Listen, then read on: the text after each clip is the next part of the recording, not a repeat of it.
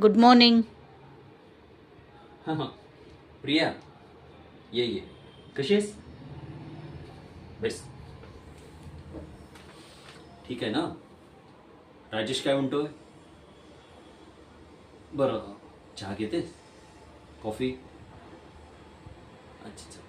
बरं, राजेश कसा आहे? हम्म.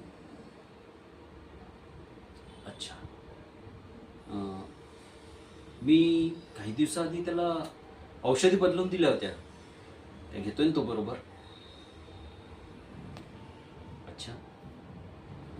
आणि डे टू डे जे त्याला एक्सरसाइज वगैरे सांगितलेल्या त्या त्या करतोय बरोबर? अच्छा. ट्रीटमेंटला रिस्पॉन्स. अच्छा. एक काम करतो, मी त्याला फोन करतो, त्याच्याशी बोलतो आणि मग एक काय ट्रीटमेंट ऑफ लाईन करायची ते बघूया. हां हां. चालेल. हं.